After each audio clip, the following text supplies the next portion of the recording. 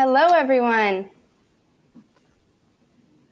For joining us today, we've got Peter Ross here. I'm Hillary with America Outdoors, if you don't know me. We're really excited that you're joining us on this Wednesday. I know everyone's got busy schedules, but we also know how important it is to do ongoing education, so that's why we started these webinars this year. If you tuned into the first 3 or 4 webinars, then you saw that we talked a lot about leadership and creating the culture for your team, as well as recruiting the seasonal guides. But now we're going to switch things over a bit and talk about marketing. So the next 3 webinars are going to be with Peter here from 829, and he's going to talk about some awesome concepts for us. Today we're starting with SEO, always a hot topic. So I'm going to go ahead and turn it over to Peter. As you're listening, you can go ahead and write in questions all throughout, or you can save them till the end. You can see the question box at the bottom there, and I will read them when we get a chance. So, Peter, take it away. Well, thank you, Hillary. I appreciate it. So, guys, I think we have, guys and girls, I think we have 22 of 101 people. I think we're aiming for like around like 70, 75. So I'll try and, it's not even like 1 o'clock yet. We're excited. So I'll give the next like 4 or 5 minutes to do like a little bit of like a buffer room. And so if there's any like hot topics burning on the top of your mind, feel free to comment into that little question box. And until, maybe we have a few more people show up, I'll just do a quick little introduction. My name is Peter Ross. I'm one of the co-founders of 829. I'm an AO board member, and I'm located here in Boston. This is our brand spanking new office down here in Boston, which will stay clean for like a week because we just moved into it. So like give it a week and then it'll just be a total mess. Today in this session, what I'm hoping to do is start with some like very basic fundamentals of search engine optimization, SEO, and then as we proceed towards the end of the call, start like scaling up towards some more advanced techniques. Everything I'm hoping to present today will be techniques and tactics that you guys can do independently of agencies like us, because you shouldn't ever really be holding on an agency to do this stuff. It's really, my personal opinion is that companies need to know enough to be dangerous on a variety of different subjects, and you can still bring in third parties if you'd like. But what I'm hoping to do today is really empower you guys, specifically when it comes to measuring SEO. And that, I think, like the quantitative impact of SEO is really easy to be obscured. It's super, super easy to blur the lines between what is actually moving the needle and what isn't in regards to SEO. Oftentimes, and I'm not saying this always happens, but a lot of people will look at like their organic traffic, or they'll look at their organic traffic year over year, and they'll say, oh, organic traffic's up. It's a very complex story, and for a traffic source that is arguably and should arguably be all of our #1 source of visitors to our site, I think demystifying it a little bit and taking it apart systematically will hopefully be helpful in figuring out exactly what works and what doesn't. So on that note, I'll begin to like slowly get into this as we can see another like 10 or 15 people just arrived. And I have like a full slide deck. I was just telling Hillary on the call earlier, like I always have like a slide deck, in case I get like nervous, I'll always like jump back to the slide deck. But what I'd really like to do today is work with real data and really take things apart with examples that are pertinent to our industry. And because, we're talking about search engine optimization, I'm going to probably start, instead of the slide deck, I'm just going to pop over to, what is arguably, one of the most coveted terms in our industry, right? Which is Grand Canyon related rafting searches. This is ultimately what, this is what everybody wants, or what many companies kind of strive for. And from my perspective, SEO generally has 3 components that influence everything that we'd see on a search engine's listing page. And those 3 components are, your own personal company strategy, what you're going after and what you're not going after. What we provide in terms of content to achieve those goals, and then the vehicle, which is often your website, to actually making them happen. Search engine optimization involves a number of different factors, everything from technical factors that we'll get into today, to copy, to backlinks, which specifically refers to the quality of other companies that link to you. All of these different factors ultimately form a formula that Google uses to provide you with search results. You can kind of see here right at the top, they kind of pride themselves on providing a good number of results in a quick fashion. But more than that, they want to provide the best possible answers to their users. They want to provide users with a great experience.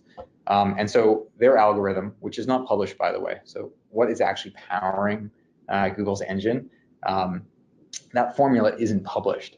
What you have is you have a bunch of us SEO professionals out in the world who are guessing and making A/B tests and playing around with different optimization strategies.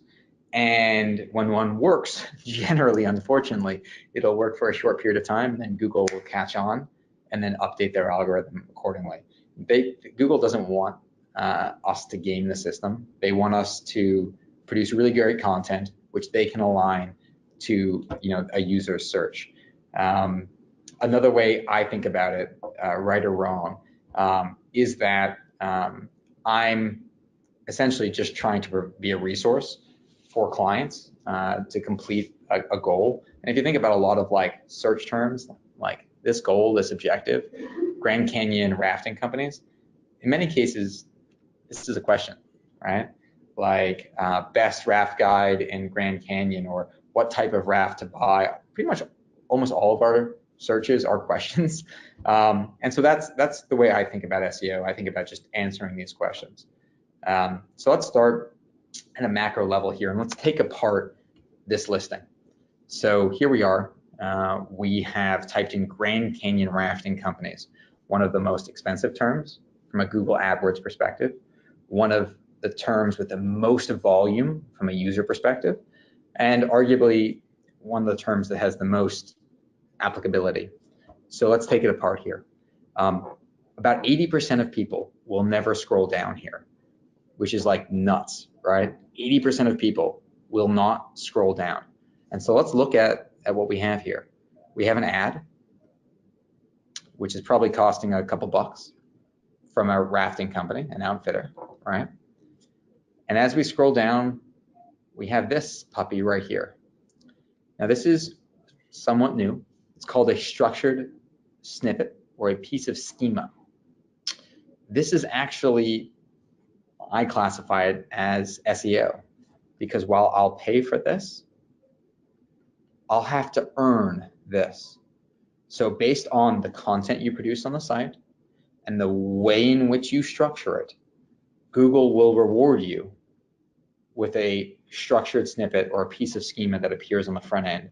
This is the holy grail of content. It's the holy grail, because if you get this, generally, I think there was a statistic, I don't remember exactly what it was, on an annual basis, 1 or 2% of these will turn over for well-optimized sites. So the argument is, once you actually get awarded this, it's very, very hard to take it away.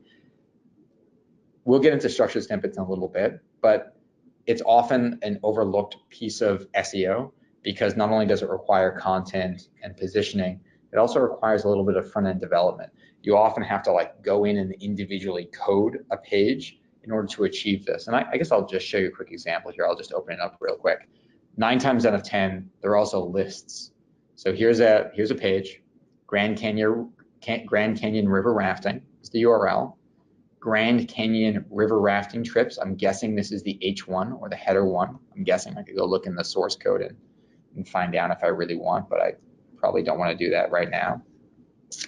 And then what's indexing here as part of the structured snippet is actually these probably H2s or H3s, which, and the reason why structured snippets and schema require a little bit of coding, is what's happening on the back end is this website, knowingly or not, is presenting this information in a list format with a small little snippet.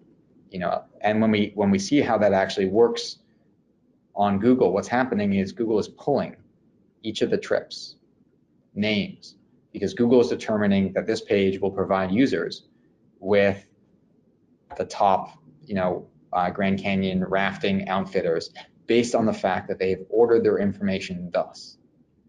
This is probably like a 10 or 15-minute change. If you have a list of like the best raft trips in the Grand Canyon, it's one thing to have them on your website. It's another thing to actually present them in such a fashion that it gets read by Google as a structured snippet. But we'll get into that a little bit later. This is like the holy grail of SEO. But I've been talking for like 10 minutes now, and I haven't even made it down past the first two. This, people ask, is also SEO. And what I mean by that is it is very similar to a structured snippet, but instead of actually lists or directions, which most structured snippets are, these sort of questions, which I'm sure we've all seen, are individual answers to individual questions. So for example, let's just say that we were a Grand Canyon outfitter. What I would probably want to do is I would want to answer all of these questions on my site. Whether or not it referred business back to me, I would want to make sure that on my website, I have posts or pages that directly answer all of these questions. It is a pain in the butt to do this. Someone has to go and write hundreds and hundreds of words of content, build a page, index it properly, do a little bit of schema front-end development, but the payoff is terrific. And if you ask yourself, hey Peter, I'm not in the Grand Canyon, and how would I know what these are without doing a bunch of searches? There's a free tool that I often advocate that's called Answer the Public. And I'm going to go back to its homepage just so I can show you like the famous part of what this is. There's this like grumpy guy right here who's like waiting for us to type in a phrase. So let's just say I do Grand Canyon rafting. What this does is this pulls from all of the autofill answers on Google. You ever like try and type something on Google and it tries like autofill you? What this does is it pulls from all of the autofills to provide you like a little bit of like an idea of what people search most often. So if I just typed in Grand Canyon rafting here, what it does is it comes up with a bunch of content ideas on questions that I should be answering. Grand Canyon rafting for seniors, Grand Canyon rafting for families, Grand Canyon rafting trips, no hiking. That's like my perfect Grand Canyon trip. Grand Canyon rafting in December. So what they're doing is they're pulling all of like the most commonly asked questions. And generally speaking, when we ask and clients to, help us put together like an SEO like strategy guide, which I'll show you guys how it looks on our end, so you guys can like take that as your model. I'm happy to, if you'd like, I'm happy to give any of the materials and links that I covered today to Hillary, and happy to disseminate them if you guys feel like that would be helpful. But if you have to think about what you should be writing, the answer is you should be answering every single one of these questions. Because if you answer every single one of these questions and you do so in a really, really good fashion, there is a really good likelihood that you'll start to also rank, not just as a snippet, and this is again the coup de grace, but you'll start coming into the questions piece as well. Sweet. If you have any questions so far, feel free to like type in a little questions box. I have it up in the top right hand corner. I'm happy to like dig a little deeper if you guys feel like I ever need to like stop and do that. So here we are. We have an ad. We have a piece of structured snippet. We have a bunch of questions, and we have only just got to some organic listings, right? So here we are. We have some organic listings here that have shown up, followed by what I also consider to be organic, in that it's free, business listings that are actually located. It's interesting that Pine Creek Outfitter came up. That is super interesting, given the fact, look at that, their website mentions trips and Grand Canyon. Really interesting to see how Google interprets our business listings. And business listings are another whole element of search engine optimization that are often overlooked and often have dramatic impacts on businesses. Like for example, like I know an outfitter or two, and I've just found them by looking at this over time, that will literally to set up a Google listing, you need to mail an envelope from Google to a mailbox, so you can type in a code to authenticate that listing. And I know I won't use the rafting term. I won't use the rafting industry specifically because I don't want to like mention any particular firm or outfitter, but I'll use a marketing industry. I'll mention one of my competitors. I have a competitor up in Portsmouth, New Hampshire, who has one office in Portsmouth, New Hampshire. And this particular competitor went to all the WeWorks and Reguses, all the temporary offices, basically between New York and his office. And systematically over the course of several years, he opened up business listings by mailing postcards to all of these temporary offices. So now when you search for like, Stamford, Connecticut marketing firms, he shows up with his business name, Stamford, Connecticut marketing firm, because he now has actual business listings in all of these places. Our industry is a bit more competitive because Google takes a lot of things into account when ranking business listings. It takes the number of reviews, it takes the relevancy of the business listing, it takes how often you've updated your business listing. And don't get me wrong, Google is by far the first place you go to invest your time and money, but it is not by any means the only place to invest your time and money. We have about, we have an organization that represents like 10 or 12 different adventure parks across the eastern seaboard. And we use a service called SEMRush, which I'll go over in a little bit. And it allows us to auto-populate, I think it's like 50 or 60 different listings. So we make sure that we show up when like someone searches for us on Siri or Alexa, and we like basically make sure like in one foul swoop we populate all of them. A few of them like Yelp, which is not always free depending on how you advertise on it, will require like phone call login. But for the purposes of this here, when we think about like search engine optimization, we have to be thinking about the map. It's technically referred to as the map pack, but in many cases it is equally important. I'll give you one little side example here. If I search New Hampshire summer camps, I have my camps map up here at the top, and I'll probably also show up organically on this page as well. I do, but this one little map listing provides me with an outrageous amount of value. And I'll just show you real quick here if I can just log in real quickly. That one darn listing. Let me see if I can find myself. Peter, while you're searching for that, after you show this, there are a couple questions I'll jump in. Oh, sweet. I appreciate it. That one little listing will give me close to 18,000 views on a monthly basis. Which is just obviously disproportional. So if you are able to grab one of these things, and by grabbing them, I just mean creating it, getting a bunch of reviews, and keeping it updated, you'll pretty quickly jump to the top of that list. Go ahead there, Heather. All right. So Anna asked, when you are answering the questions on your site, is it best to have one page for a bunch of questions, or each question gets in their own page? Each question gets its own page. Generally speaking, like, let me answer that in a slightly different way. There are ways to have one page and to have them each individually be coded and structured in such a way that Google knows they're all unique.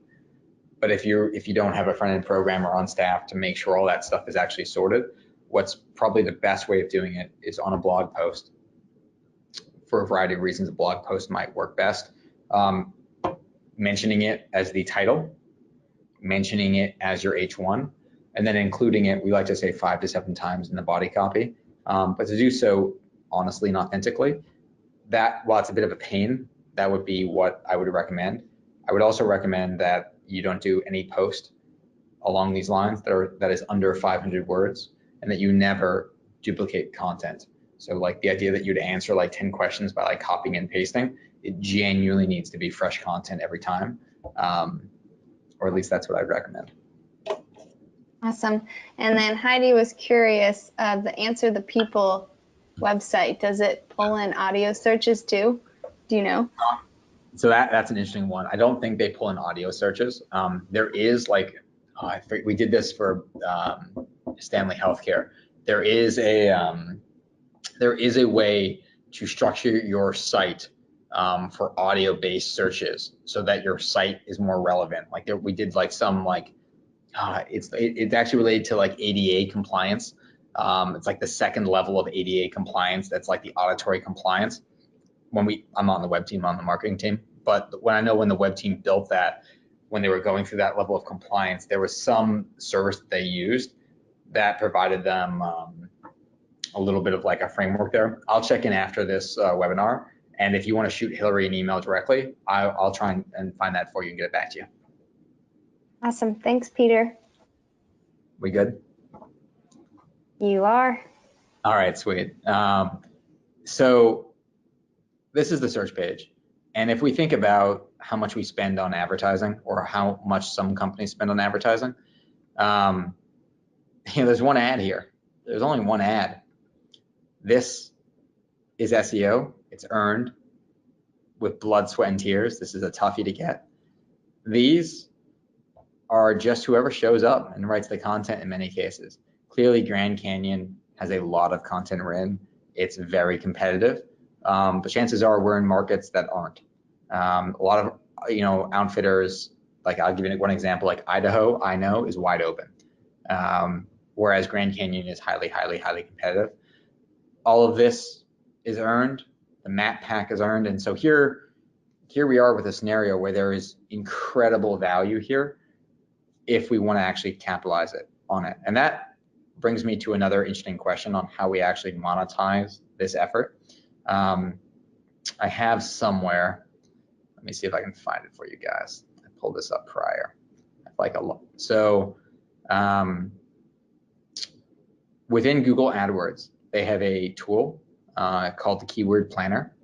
It's free. And what you can do is you can plug in a term like Grand Canyon rafting. And what you can see is the average monthly searches per term. You can see that there's obviously like a peak and a drop off. It's the seasonality of our industry. It will also give you a basic rundown on competition.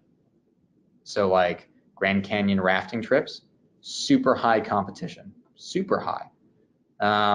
What the bid is and what the bid is on a high range. I can tell you right now, these are all pretty low. Generally, these are over $2. But it can be a nice way to actually figure out where you want to put your time and attention. I think about SEO in terms of, from a strategic perspective, in terms of 3 concentric circles. There is volume. I want to go after a keyword that has lots of searches. There is quality. I want there to be lots of searches for a term that actually relates to my darn business. And then lastly, there's competition, which I don't want. So if we think about all 3 of these circles overlapping, I want to be in the top overlapping quadrant. I want volume and quality, but low competition. And so I've seen, for example, in this industry, some operators write blog posts about like the best soap to use, like Rafting. And I think there is a brand building component of that, which makes sense. It helps to establish you as an industry leader. But in my experience, those sort of posts will have volume. They can be high quality, but they may not like really relate to the business. So you may win them. It may bring you a lot of traffic, but you may not make a lot of sales on them. My strategy has been to find wherever there is low competition, but relatively high volume, and pounce. Long-tailed keywords are notorious for this. I'll give you a great example.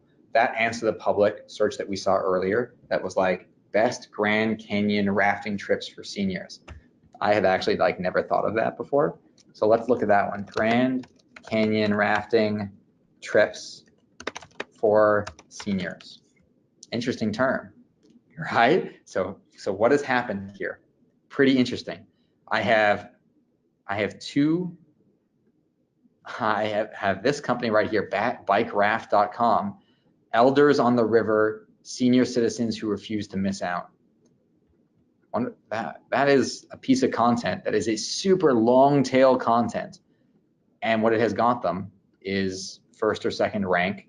This is a blog post from 2010 that talks about planning a trip for people who are seniors. And then we get, it looks like that's the only content that actually relates to that search. So they're even beating out Western River and Oars. And I hear whoever does Oars really has their shit together. So here they are, these two people are beating us out, and it's because they have content that's specific. Whereas if I go to the next kind of couple of pages, I won't find that these operators have written content specific for rafting with seniors. And so what does Holiday River Expeditions do here? I mean, pretty basic, right? I mean, pretty basic. Nice little testimonial. And I'm not saying that they're going to get a lot of traffic, but it'll probably be quality. If someone is genuinely looking to raft as a senior, these guys are going to get clicked on pretty regularly. Cool. Questions thus far before I kind of move on? So what I've hoped to do right here is lay out the general the general search results page.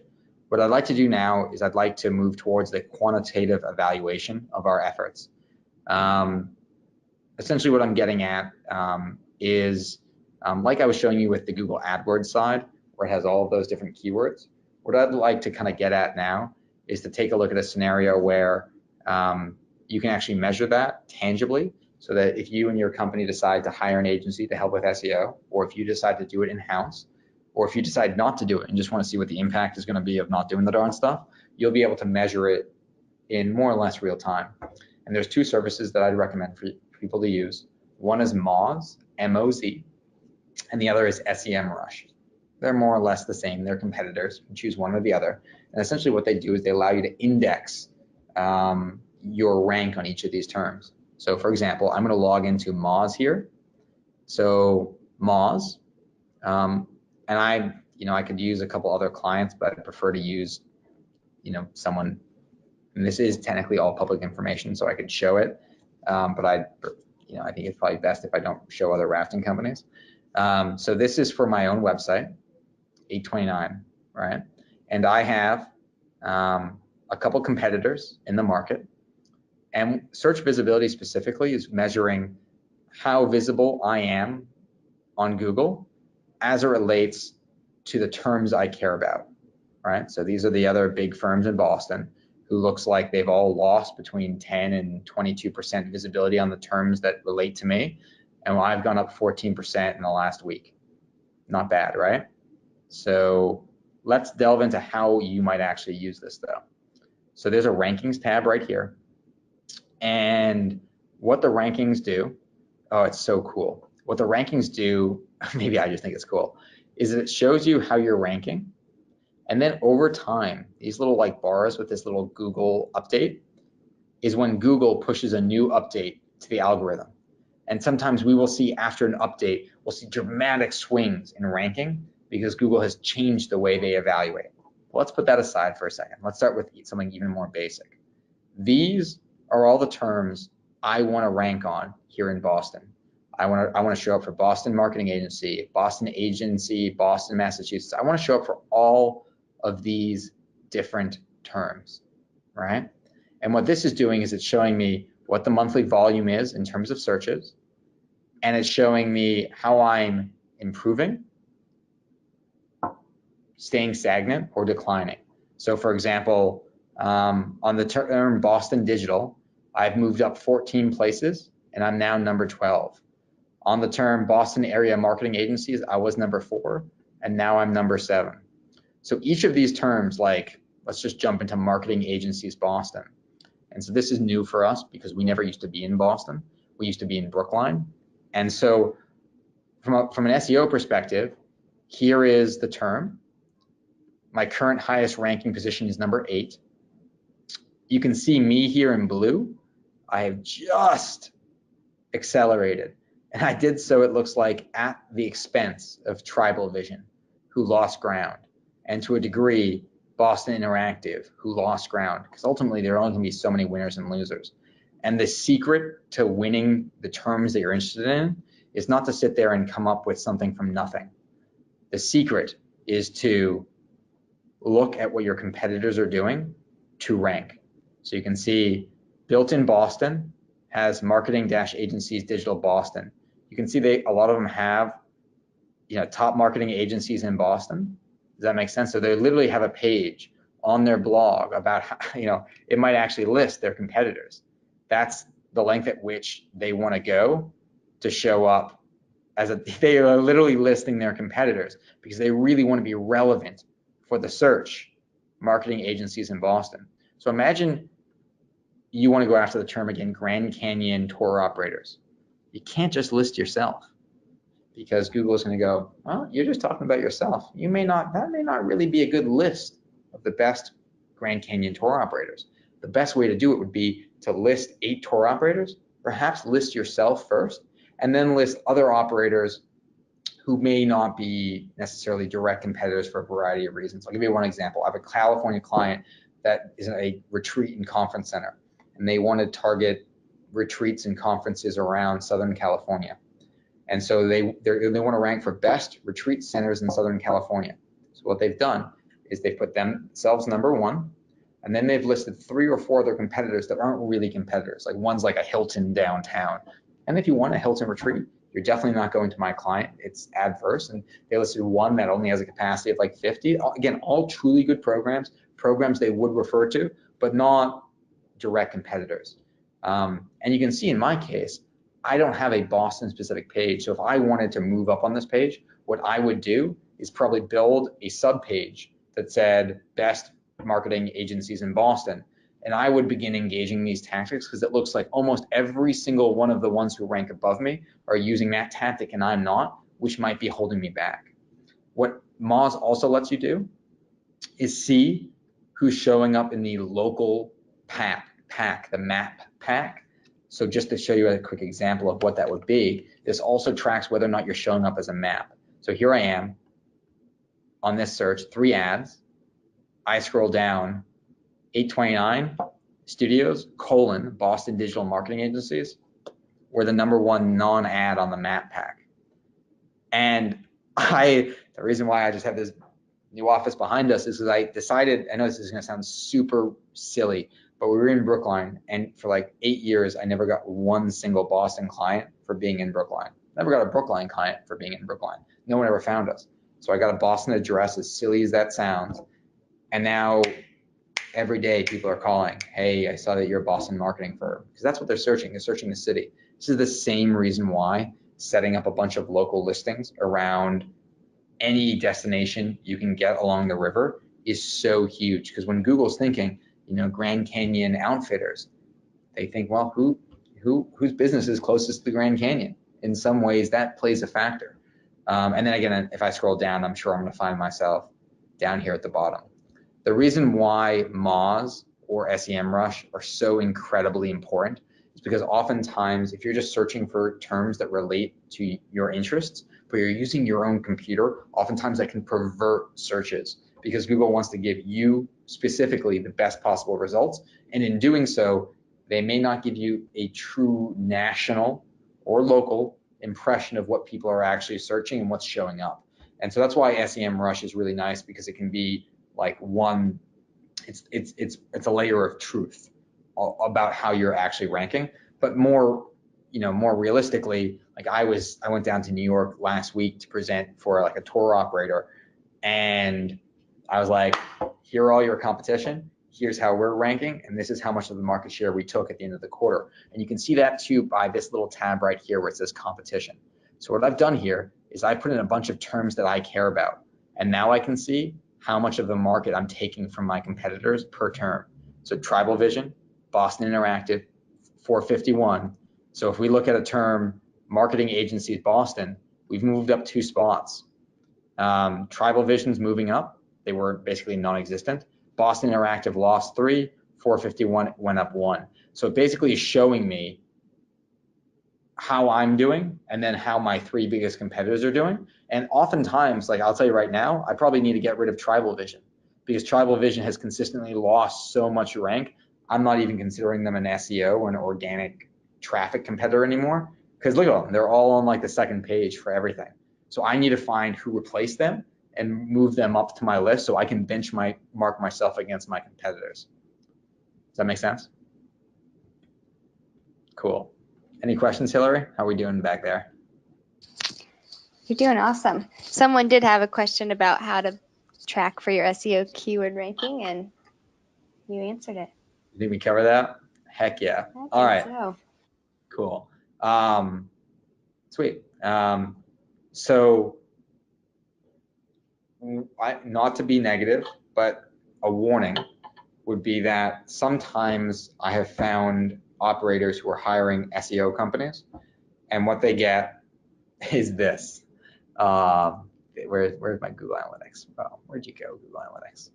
What they'll get is, all right, January 1st to April 21st, let's do year over year. And what they'll report on is this line item. And what they'll say is, all right, guys, nice little meeting here. I'm doing your SEO between January 1st and April 21st. Your organic traffic's up 19%. It's so macro level that it might as well be worthless. And let me explain why that is. If we're not using SEMRush to track specifically what our keywords are, keyword by keyword, it's really hard to have a report like that make any sense. And let me tell you why. Under acquisition in Google Analytics, there's something called Search Console. And under Search Console, which is essentially your barometer on SEO, more or less, is something called queries, which I don't have set up on this profile, so that's going to be tough.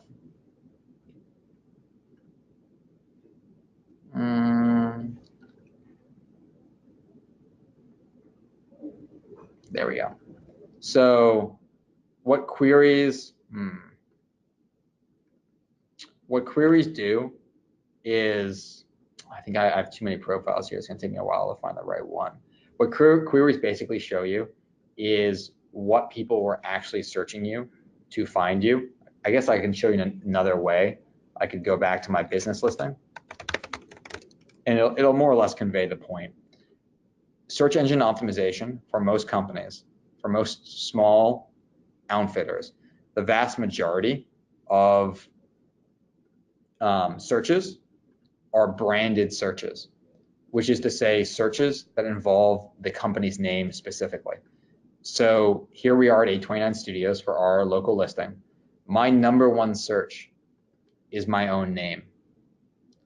And what I find really important to parse out is the difference between a search that is branded, an organic search that is branded.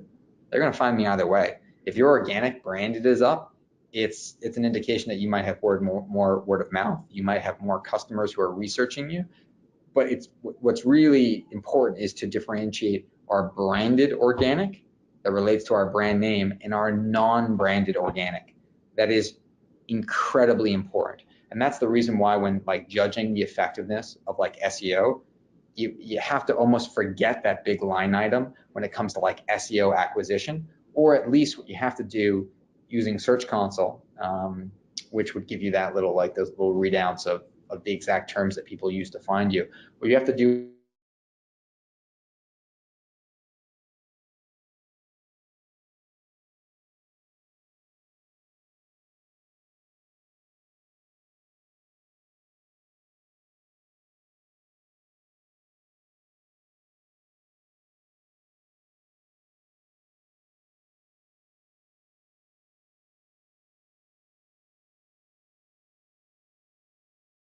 traffic, and you know that like scares you. Like whenever you see a decline in organic, like are we losing all of our ranked keywords, or is it non-branded? Like what's actually happening? And at first, when I saw the organic decline, I'll admit my first reaction was, oh my Lord, what happened with the website? My Lord, what happened with the website? Like, did we lose all of our rank on terms? What happened? But that was my initial gut reaction, and I was entirely, per usual, wrong. When I actually looked a little bit deeper and I looked into like the search queries, what I realized is that our terms that we care about, our non-branded terms that we wanted to show up for, were actually on the whole up. And the non-branded and the branded terms, so that related to their own company's name, were down horrifically. And what I realized is the delta the decline year over year for, let's just say, I'm making things up to just keep this client's privacy. The Q1 decline in SEO was actually all branded terms because they're having an issue with the brand of their company. Whereas the non-branded terms that would be like, for example, Grand Canyon, whitewater rafting, that those were actually up.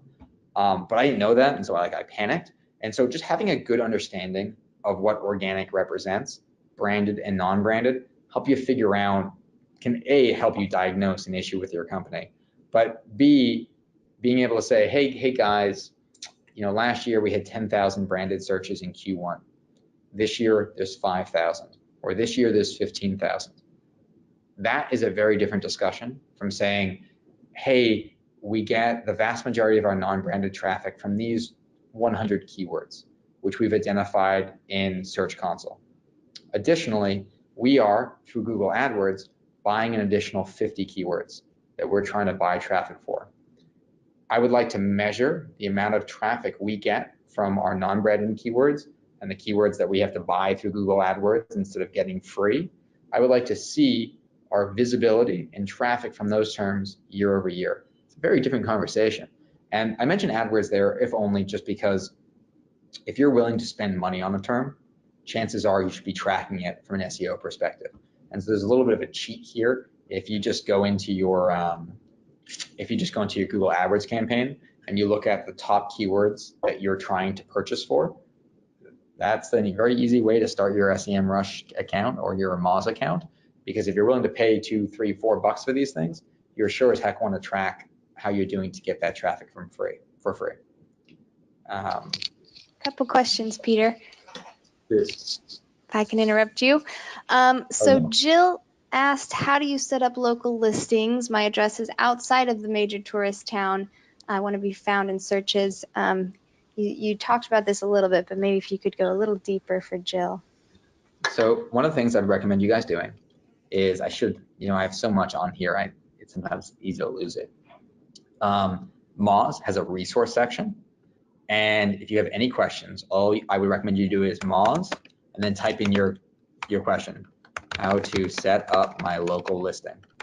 The reason why they're the industry leader is because they're so good at education. And they're pretty much, they pretty much provide step-by-step information on how to do everything. But to the question that you asked earlier, hey, Peter, my business is outside the major tour area. You can absolutely set up your business listing outside the major tour area, but I would highly recommend you get a business listing right in the middle, or maybe multiple. So if there's a major tourist town, but you're providing services 2 or 3 hours out, you're welcome to set up your listing there. You should, it's your business. But get an office, get a shared office, get something, even if it's just a phone that redirects to your other, get a listing locally, and then get a ton of reviews on it. Just follow these steps, because when people search, the vast majority of the searches are geolocated, which is Google is looking to answer the question with the closest by listing. And so if you know where your customers are, that's where your listing should be. And I mentioned earlier, there are some raft companies, and there are, I mentioned that competitor of mine up in Portsmouth, who looks like they're a massive firm because it looks like they have offices in every major city in New England. But the truth is they have one office, but they have a local map pack presence in every major city. All right, another question here. Natasha asked, should we be more focused on the keywords we are ranking for and improving those rankings, or researching what terms people are searching for and trying to appear there? Yeah, it's a great question. So it's such a good question. I should have done better answering that earlier. So it is so easy to remember the long tail keywords like how to raft in the Grand Canyon with a senior who is afraid of water. If any of you write that blog post, you will win #1. It's a super long-term keyword with very little search volume, very little competition. But let's just say you have a bunch of keywords that are already ranking pretty well. It's easy generally, if you genuinely care, you're not in the most competitive market in the country, it's generally pretty easy to make it to first page. The difference between like getting from like 5th or 8th on the first page to getting to 1, that lift is huge. There are scenarios where it can take years to do that. My rule of thumb is that generally you have to wait 6 to 8 months to see the full impact of SEO if you were starting from scratch today. AdWords and SEO are like categorically different. If you want immediate gratification, go and enter your credit card number into AdWords. If you want a long-term business competitive advantage, start working on SEO. And generally I advocate both because you can't wait for one or the other.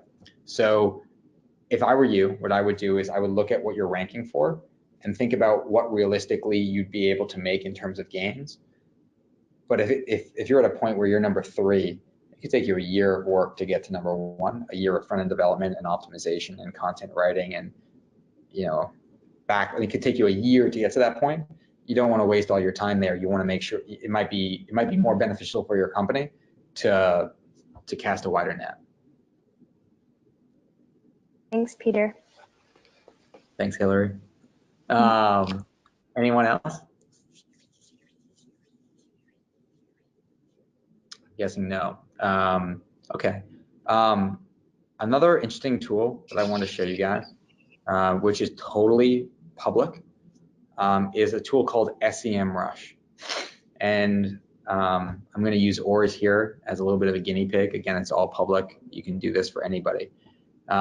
What this does, and we've touched on this in the past, is this is a third-party service that tries to estimate your competition in terms of organic traffic and paid search and backlinks.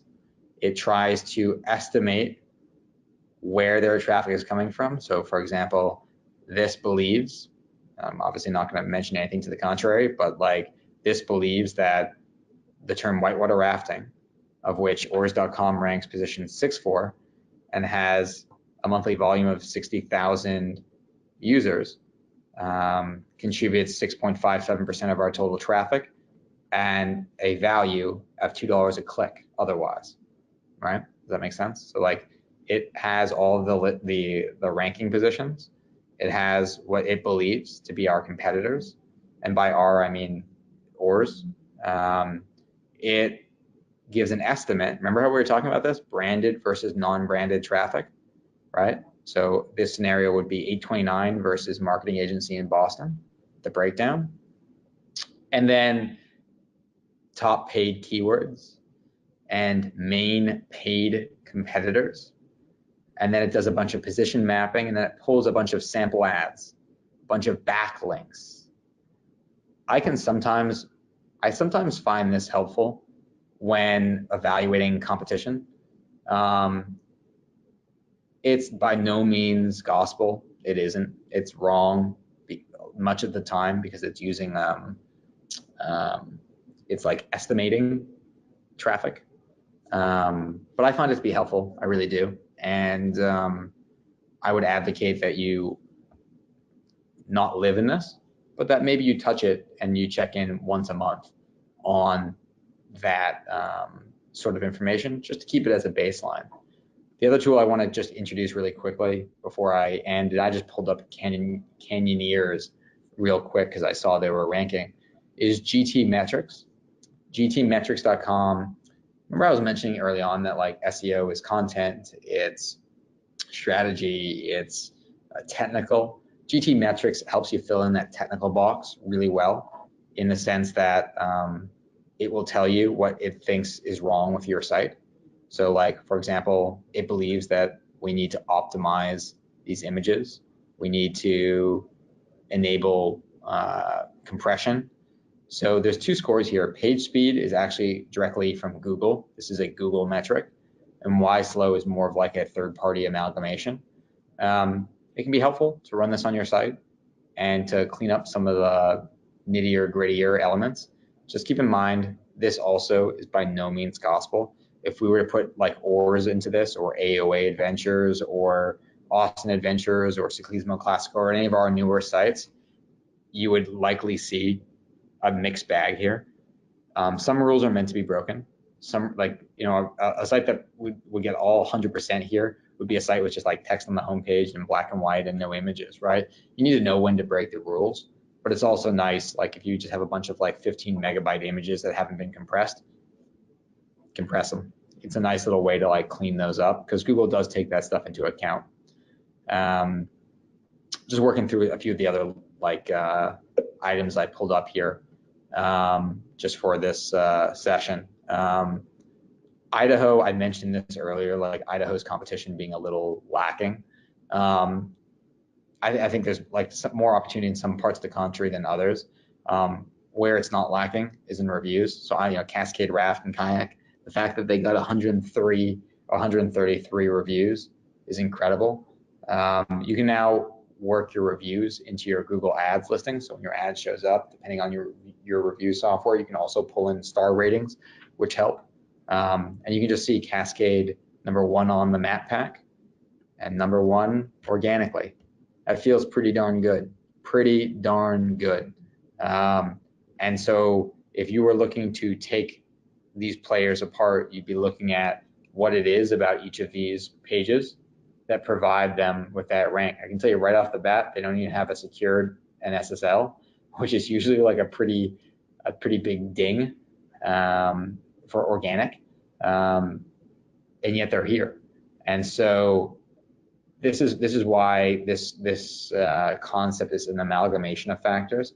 It's not one thing or the other. It's how all of these different like variables come together to determine rank on a second by second basis. Cool. I mentioned earlier, just again, talking about the educational resources available in Moz. And when we start thinking about, as a company, what we want to put towards this, I would normally advocate that someone spends between, this may seem unreasonable, but we have an off season and a peak season. I would normally advocate putting between 5 and 10 hours a week towards stuff like this. If only when you think about how much content has to be written, that becomes pretty sensible. Like if we're going to write 2 or 3 really high quality pieces on a monthly basis and optimize them and review them and upload them and do all the image alt tags and all the silly stuff, it's probably, at minimum about 20 hours a month worth of work. At maximum, maybe a little bit more than that. What is super easy is to start with, again, they do such a great job here at Moz. It's the reason why we support them as like our software. They do such a great job. And if you want to start somewhere that's a little bit easier, start with your business listings. Start with your local SEO. That tends to work. That tends to provide your immediate gratification. Whereas like on-site optimization requires developers, link building requires PR and phone calls. Start with the easy stuff. Start with just the measurement of your rankings and your local SEO. And then for whatever it's worth, I'd advocate scaling from there. I've noticed that many people in this industry use Yoast as a plugin. Yoast is a WordPress plugin primarily that allows for like on-page SEO. They recently just released a whole series of new features for structured snippets for those like large pieces of featured SEO content. It's not perfect, it really isn't, but it's better than nothing. So if you're in a situation where you have content but you don't have a developer, it's not great, but it helps bridges the gap. And I wanted to talk a little bit about like site structure. I'm gonna just try and I know I have a hard stop at the end of the hour, but I wanted to talk a little bit about like site structure here. And so this is AOA Adventures. This is a site that we launched last year. I wanted to talk about like the structure of their day tours, right? So we have AOA Adventures, and then we have their day tours page. If we scroll down, we can kind of browse by activity. We can browse by destination. We have a bit more content down here below. So let's just pick Scottsdale. So now AOA Adventures. We have Scottsdale Guided Adventures Tours, H1 accordingly. Bunch of content to be indexed. Then we have a bunch of tours. If we jump on the half-day Scottsdale hiking tour, just like that sort of like gradation from an SEO perspective really helps. It really, really helps. And I haven't done this before, so we're gonna find this out together. You see that? Literally, look at that. I mean, that's outrageous, isn't it? Like, I promise you, I didn't like know that was going to happen ahead of time. So like, I wonder if I can go back and just select, let's try a different one, right? You can see the way we've structured these pages, the way we've built these pages. That's the goal, isn't it? Coming up with things that are searched regularly, have volume, have quality, and then just dominate. And I mean, that's the way to do it. And structure, like when we think about like the framework of a site, the way it's structured, candidly does have a large piece of that. I brought up ORs as well. Like if I look at, like, again, all of this is public, but let's just say I look at like Alaska. Again, we have the major H1. We have a ton of content. We have trips. Structuring content in a very thoughtful manner generally has a pretty aggressive impact. This I always thought was like an interesting little case study too. So the term "what to wear on an African safari" for one of our safari clients, like small little posts that that we've done years ago, just generate so much traffic. I'm not sure whether or not it's high quality traffic, but it really does produce some pretty good results. And then I thought I'd just include, I mentioned SEMRush. I thought this was a particularly good article on local SEO, and I might send this around to Hillary after the fact as well. For operators that are just managing one location or one or two rivers, local SEO has probably the biggest bang for your buck. So whether it's Moz or whether it's SEMrush, highly, highly, highly recommend starting there. Out of curiosity, Hillary, are you still with me? I just got like a bit of an error that showed up on my computer regarding bandwidth. I am. Oh, there you are. Yeah, it slowed down a little bit, but. You there, Hillary? Can you still hear me all right? Yeah, I can. Yeah, we're still in business. Can you still hear me all right, Hillary? Oh, okay. I was worrying for nothing then. Okay, so we're kind of coming to the end of, I guess, our webinar here. Any other questions that anyone wants to kind of follow up with? Again, I'm happy to like put all of these like resources into a email for Hillary, and maybe we can share them out, or you can email me directly. That's fine too. Anything else on your end, Hillary? Natasha had a quick question. With setting up a different local listing, would you need to have another website that's associated with that? No, not necessarily. You can have multiple businesses located in multiple different locations. There's a variety of different ways to set up local listings, and it varies dramatically from listing to listing. So like Yelp's a bit different than Yahoo, which is a bit different than Bing, which is a little bit different than Google. They're all a little different, and that's okay. But no, generally that wouldn't be an issue. The problem is actually finding somewhere that you can mail a letter and get it, right? Like you can't open it up in like a PO box. They won't let you. You have to like prove that you are like, there's this one operator in South America who like literally opened this like big office right outside where most of the tourists arrive immediately when essentially visiting that city, like literally right across the street from the big hotel. He opened his office and took a good piece of business. But you don't actually need a physical location. You could be a shared workspace. And ultimately what they're going to do, they're going to go to your website or they're going to call. They're not necessarily going to come upstairs and knock on the door. So you should be fine in most cases. Awesome. That's all the questions. Peter, thank you so much.